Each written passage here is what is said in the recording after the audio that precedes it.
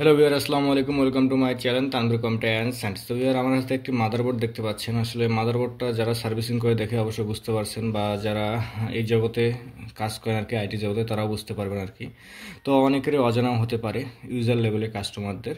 তো এটি একটি ল্যাপটপের মাদারবোর্ড, বুঝতে পারছেন? এটি হচ্ছে একটি ল্যাপটপের মাদারবোর্ড, হ্যাঁ, লেনোভো ল্যাপটপের মাদারবোর্ড। হ্যাঁ, ল্যাপটপটা এখানে দেখতে পাচ্ছেন আর কি, খোলা অবস্থায় আছে।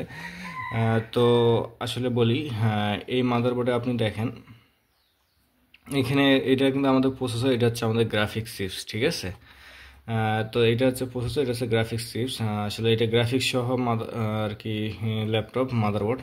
তো আপনাদের অনেকেরই মাদারবোর্ড প্রয়োজন পড়ে, বুঝতে পারছেন? মাদারবোর্ড প্রয়োজন পড়ে, তারপর দেখা যায় যে ল্যাপটপের বিভিন্ন আইসি বা পার্টস আপনার কাজ করতে গেলে প্রয়োজন পড়তে পারে।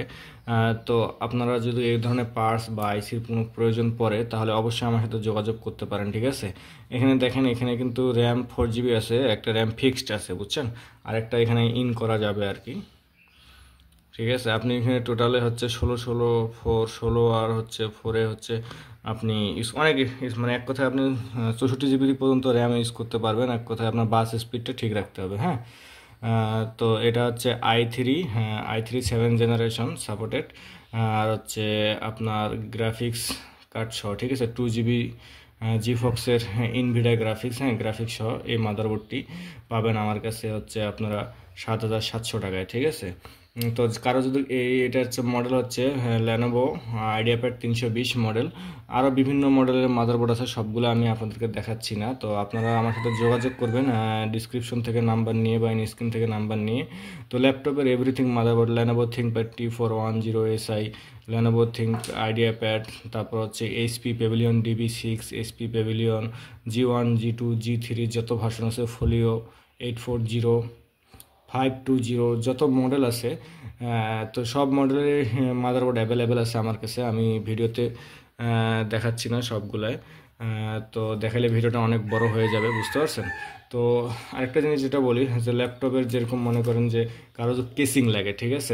দেখা যাচ্ছে যে এই যে ব্যাক সেলটা আছে অনেকেরই, তো এইটা অনেকেরই কারো পড়ে গিয়ে বা হচ্ছে যে কোনোভাবে ফেটে যায় বা ভেঙে যায়, দেখতে খারাপ লাগে। তো এই ধরনের যে কারো ব্যাক সেল প্রয়োজন পড়ে, তারপর দেখেন যে ল্যাপটপের কিবোর্ড, ঠিক আছে? Everything brand new intact keyboard, ঠিক আছে? এই ধরনের কিবোর্ডগুলো এই যে, তো কিবোর্ডের প্রয়োজন পড়ে আমার কাছে আপনারা খুব কম দামে এই ধরনের কিবোর্ডগুলো নিতে পারেন।